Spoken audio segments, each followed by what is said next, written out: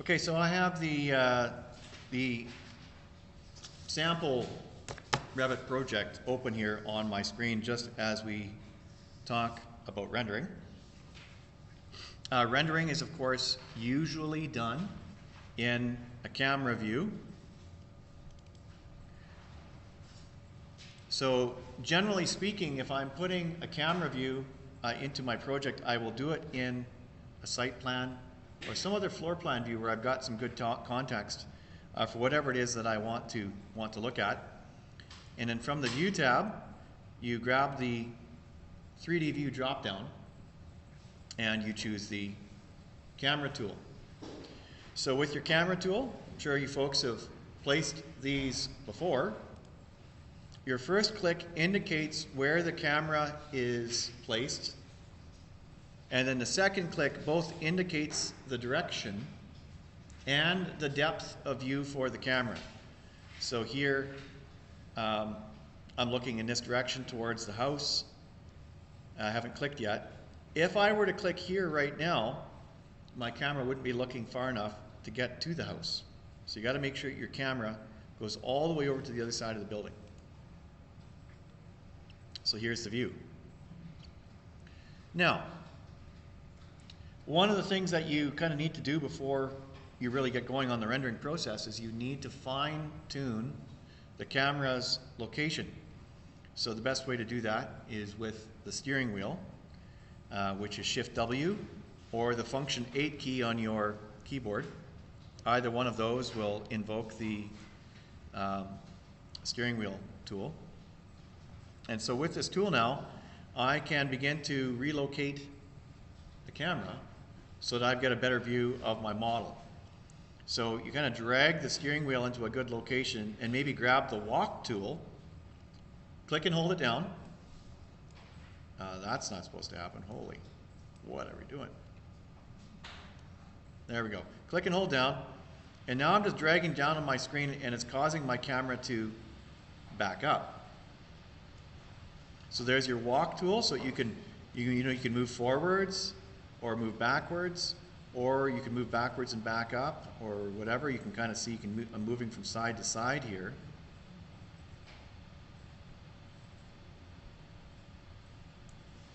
So you've got your walk tool. You've also got your pan tool.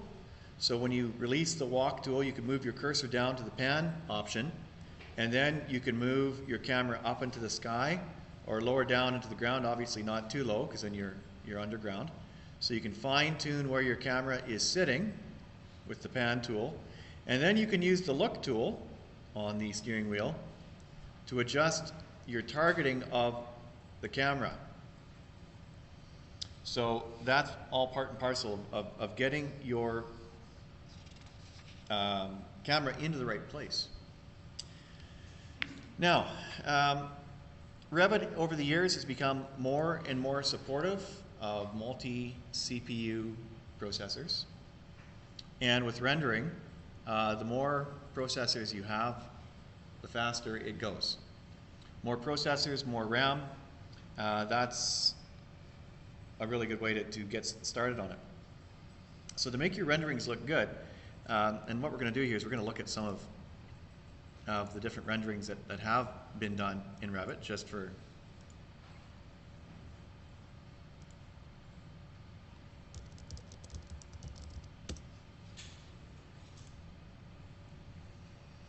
so these are just some of the out-of-the-box renders here, so we can kind of talk about the quality of the renders and what makes a rendering good versus what makes a rendering awful.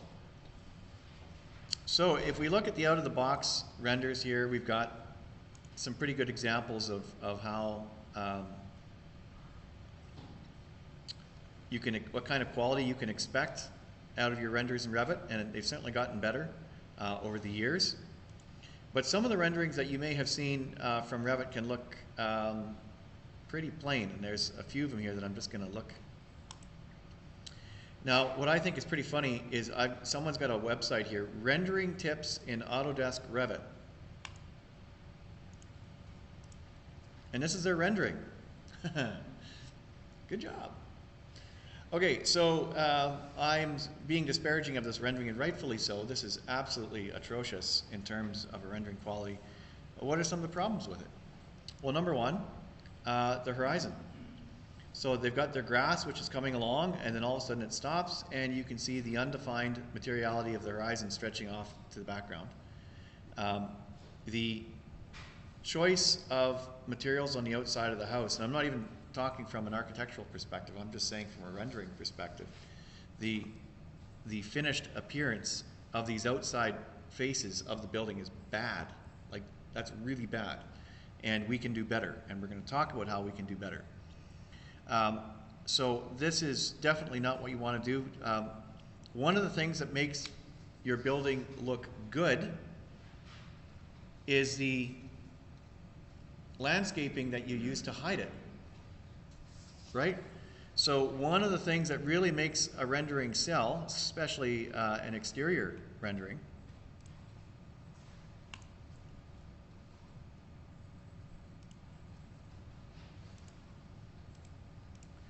is when you have foliage around the outside of the building that's used to sort of frame the building and give it a connection to the earth. So one of the things that you really want to do to make your exterior renderings give a more realistic appearance is to provide some degree of foliage on the outside of the building. Now, this is another example of what not to do with a Revit rendering. For one thing, the light's coming from two different directions. If you look at the mountains here, the light is clearly coming from the right-hand side, but you can see the shadows of the house are coming from the left. So it's things like that that you want to avoid when you're doing your renders, so that you, if you're going to use your own background, and you should, it's absolutely fine, you want to make sure that the lighting of your background image matches the lighting that you use to perform the rendering within Revit itself. So planting is important. You want to make sure you've got good planting on it, use of a good background, and where you place your camera. So you want to put your camera that's in an interesting location, so you can get a little bit of a dramatic look. Here, because of the particular background that was chosen, that is going to warrant a little bit more of a ground level view towards the building, whereas some of the other renders that we see in this list, it might be taken from an elevated vantage point, which wouldn't be possible if you're using a background sky, because you'd end up looking down on terrain immediately behind the building, and you wouldn't be able to use a background image as a result. So some of the things that you can do to speed up your rendering, the bottom bullet point in our notes, you can use work sets. Work sets can allow you to hide stuff that's on the inside of the building that is not going to show up in your render. So why bother make Revit render it if it's not going to appear in your rendering? Okay, over to page 2. Now, post-processing. Now, when we look at some of the renders that have been done in Revit, by post-processing, I mean anything that you're doing that Revit can't do on its own. So here, this background image was probably brought in, and the two images stitched together in Photoshop. Now, not everybody has Photoshop, so if you folks go to download program, and it's called GIMP, which might sound a little disparaging. This is not to be a slight to people with disabilities. GIMP means the GNU, GNU Image Processor. So GNU is it's the open platform upon which open software, like for Linux, is distributed. So that's what GIMP stands for. So you can download it for Windows and install it, and it's kind of like, it's very much like Photoshop. Slightly different interface, but it's got all the same features. So GIMP, G-I-M-P. So if you just go to gimp.org, that will allow you to download GIMP. And it's gotten to the point now where, Photoshop like everything else, it just gets more and more features added to it every year. It becomes quite a bit of a challenge to stay on top of it all. So if we're doing something like just stitching these two images together, a background and the Revit image, GIMP does that just fine. So when we look at some of the things that are done with post-processing of Revit, there's a particular image I am looking for here of a building done in the Middle East. Now I'm just hoping it'll show up here.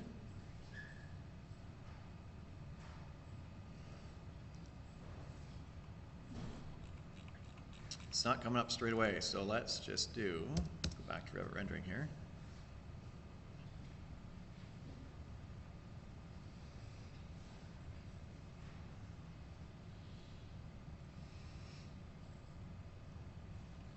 It is funny how Google's results will change from time to time. Okay, I'm just going to talk about exactly what I'm wanting to get into here. Transparent people.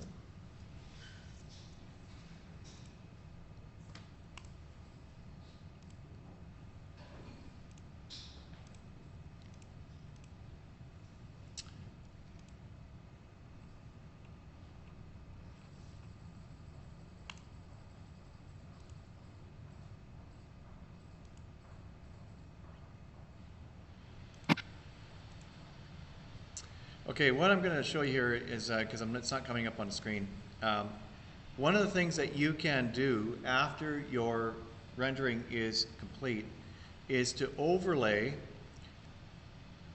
images that weren't in the rendering on top of the model.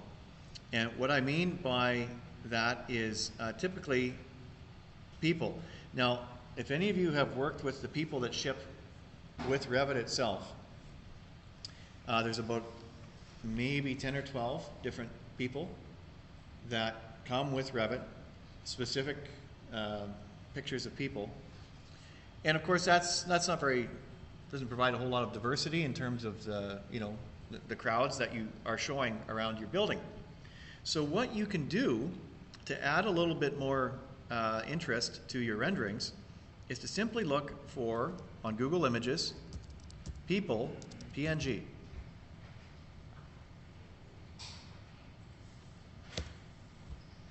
And when you do this, you're going to find images of people, pictures of people that are transparent. So you can see that there's this checkerboard pattern around this woman and the two girls that are beside her. And most of these images, when we go and look at them, there's that checkerboard pattern to indicate that they have that transparency. So what does that mean? It means that you can take these people and overlay them on their own layer on top of your rendering. So here, if I go and open up Photoshop here, we're going to talk about that here just for a second. So we've already got a rendering here. So let's just talk about the process of making the rendering happen. Now what I'm going to do here is I'm going to turn off some categories here that I'm not worried about showing in the rendering, so I don't want to render my plumbing fixtures, and I'm not going to render my millwork. What else can I hide here? Furniture is off, furniture systems is off, lighting fixtures is off, I don't need those. So that's good. Okay, so just very quickly here.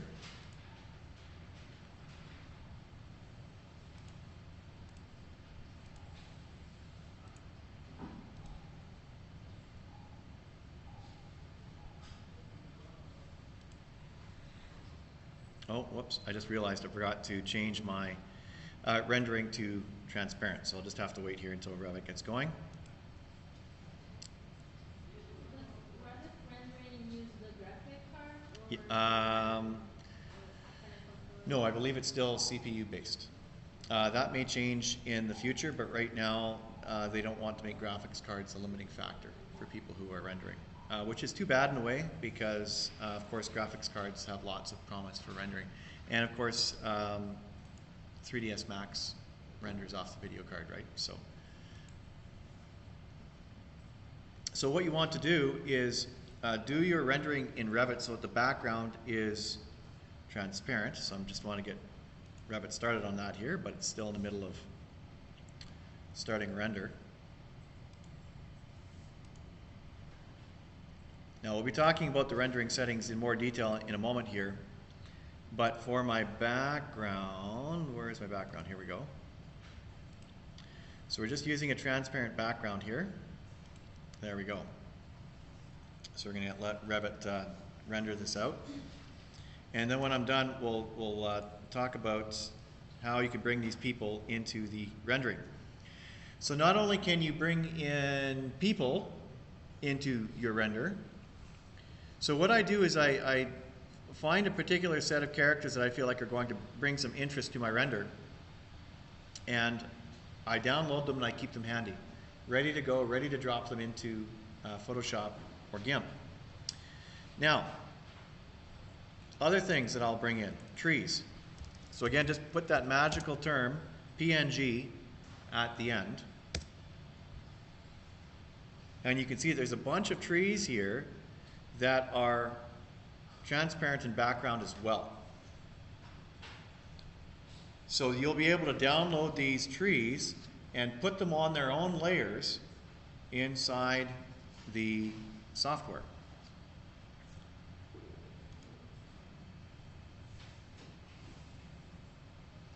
So having a look now at the rendering in Revit here, you can see how the background in Revit is transparent. So if you're rendering through a window and you can see a bit of the sky in the background, you'd see that checkerboard pattern in behind the glass on the back side of the building. So what this will allow us to do now is to put our own background in behind the image. Now if you have a picture of the site and there's not anything ugly in the way, so you've got a nice clear picture of the site, and you know it's got maybe some trees and the neighborhood, the context for your project, you can get a nice high resolution picture of that and keep that handy because we're going to use that as the background for your render. So here we can grab some of these trees, so I'm just going to grab these trees right here.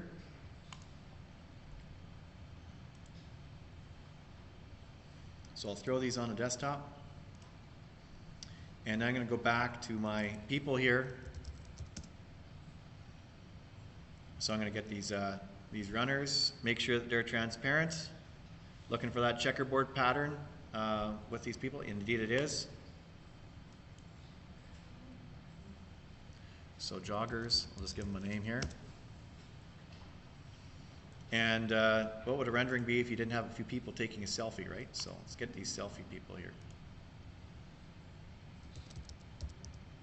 Oh, this is a JPEG though, so I don't necessarily know if it's going to come back as transparent. I know there is a transparent JPEG standard out now, so maybe what I'll do is I'll just grab these folks here.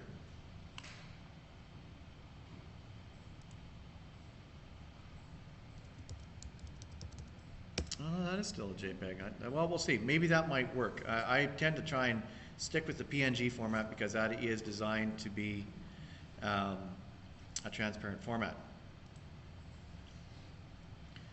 Okay, so I'm not going to wait for Revit to finish the rendering here. I'll just stop and I can export it even as it sits in its current state. So when you export your rendering, if you export it to the PNG or TIFF format, that will give you the transparent background.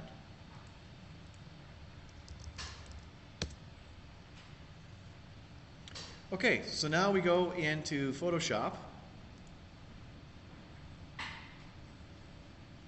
So I'm going to go and open up the rendering now.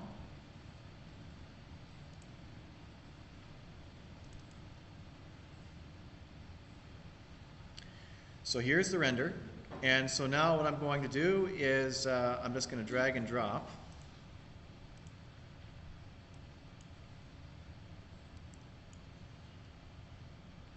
Control A, C, paste them in here.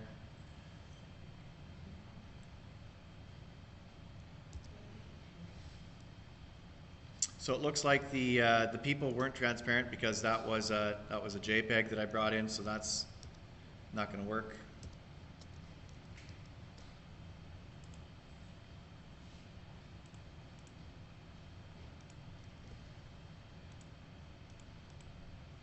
But our trees, of course, here, they were, the joggers, were they transparent? Let's see here, Control A, C, Control V. Yeah, so they're transparent, so you can size them down so that they're an appropriate scale. And now our trees.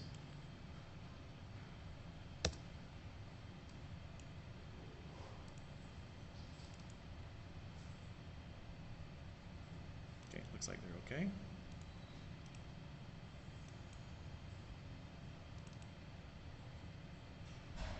Uh-oh. Something got messed up there. So anyways, I'm just going to try and bring down these trees here. So I just want to demonstrate how you can make the layer transparent that the trees are on. So let me just grab something here. Let's see, that one. Again, I'm just looking for that checkerboard pattern to make sure that the tree is transparent.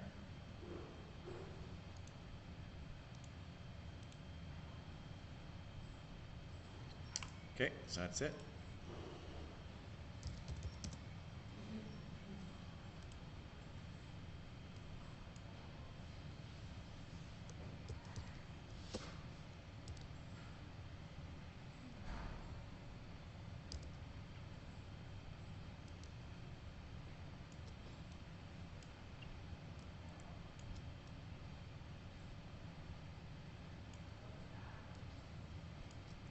Okay, so the idea being that you've got these different layers so that you can stack stuff that you got from Revit itself and stack other stuff on top. So whether it's with GIMP or with Photoshop, I can control the opacity of these different parts of my final rendering so I can have a little bit of a transparent tree that's sitting in the background. As regards the bringing in your own backgrounds, so I'm just going to Google image one here. Let's see here, one that's going to go with my, so maybe something like, just got to look at my, just looking at the aspect here of my,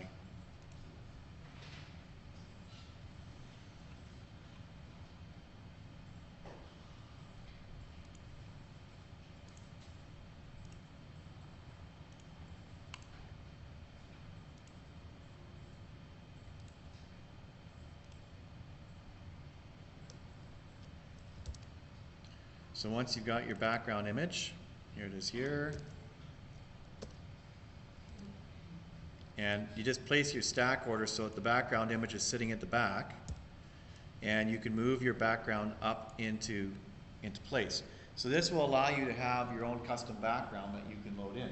So it can either be a picture that you have taken, or if you just simply do a Google image search for background, or you could do sky background. I've used those behind. Or you can use horizon background as a search term. So I have a series of these backgrounds that are already on my computer in my library.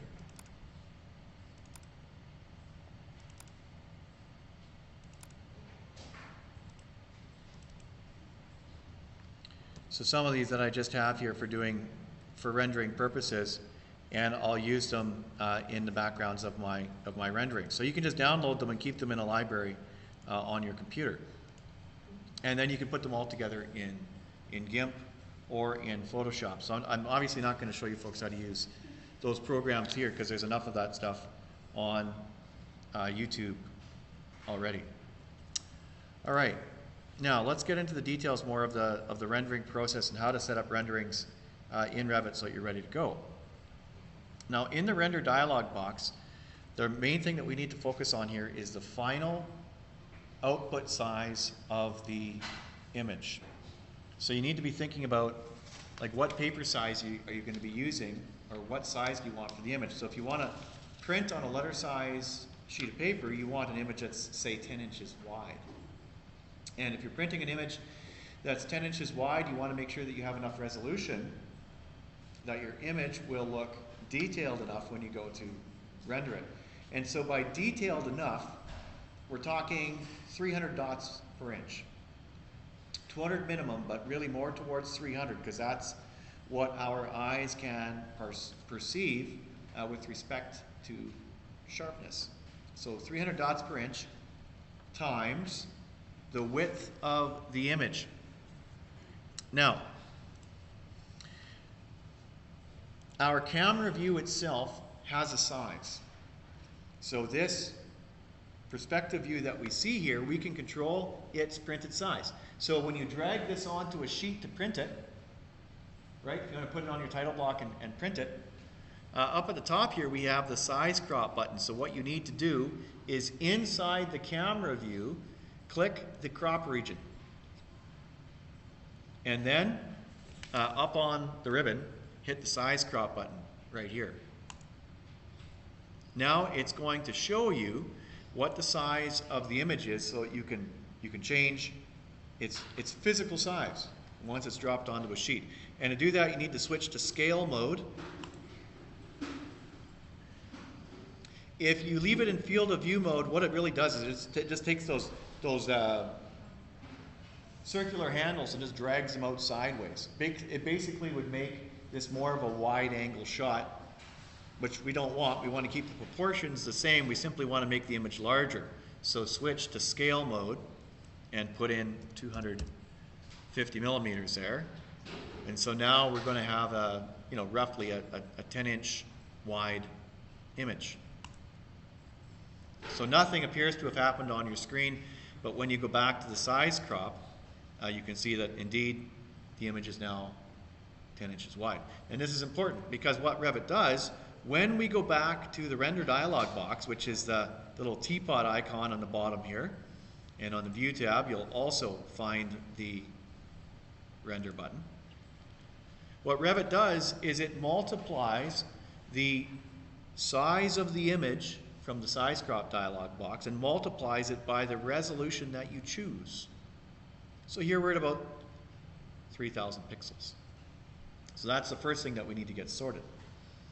Now, with regards to quality, the sweet spot is the high quality. With medium, I notice that there's sometimes some little speckles that appear on the render, and the best mode just takes way too long, and not a real significant difference in quality between high and best. So high quality is usually your sweet spot. And from here now, you need to choose whether you're doing an exterior, interior, day, night, or dusk render.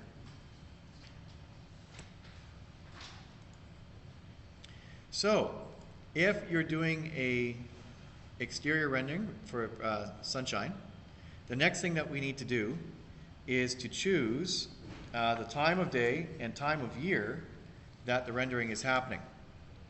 Let's flip over to page 3. So what we need to access here is the sun settings. So in the render dialog box here, you can see there's your sun setting, and there's a little ellipsis button here which will allow you to set up your date and time. So here's the sun settings dialog box. And so what we want to do is choose a still. And now you can find the date and time that you want to render with. So maybe you want to do, like the summer solstice. There's a bunch of preset settings that are already provided in the architectural template. So you can always grab one of them, and it's already got the date. Maybe you want to switch the time up. It's up to you. There's your date, so that's June 21st. And then for your location, you probably don't want to do Boston. So hit the little button there, and you've got two modes here. You can choose by internet mapping, or you can choose by the city list. The city list is easier just to find our location. And so once you switch to the city list mode, go into the city menu, and you can roll on down to the V's and look for Vancouver, BC, Canada.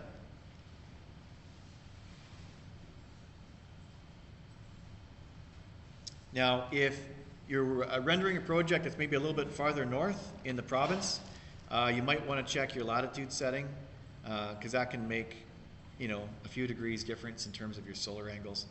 Probably not really a big deal, but just going to point that out. As of course next year, hopefully, this box will always be checked, right? Everybody hates standard time.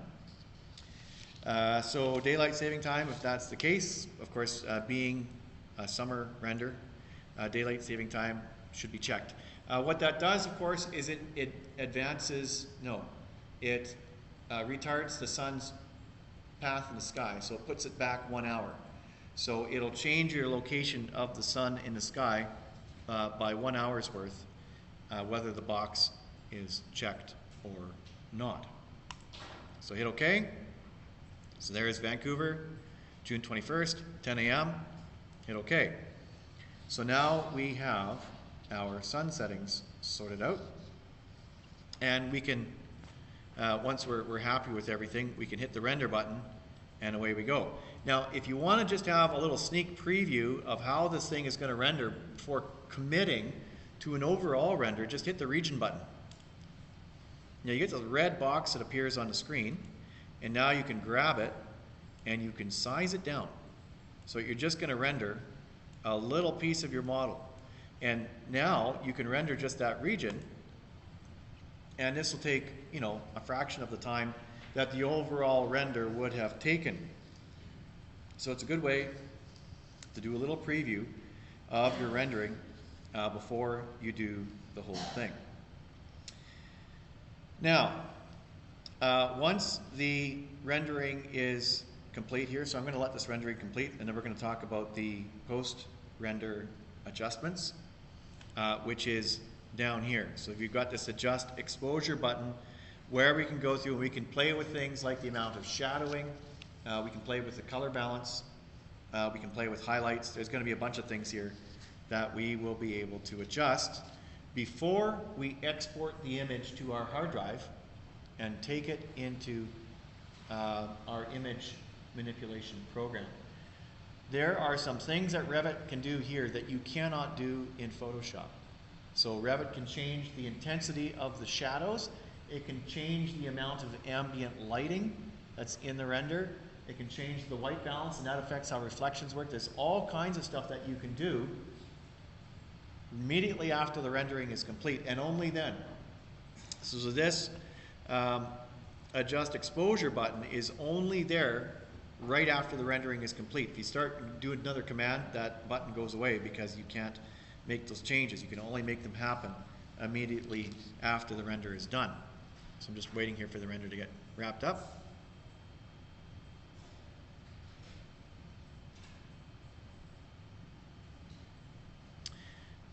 I actually don't think I have to wait for the render to complete to use the adjust exposure button, but I won't risk it.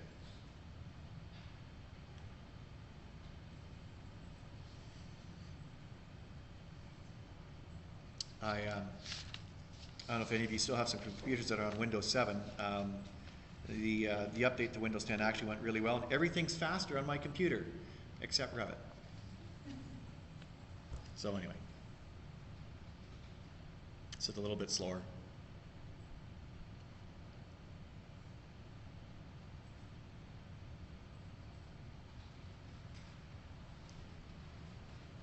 I think I don't have to wait.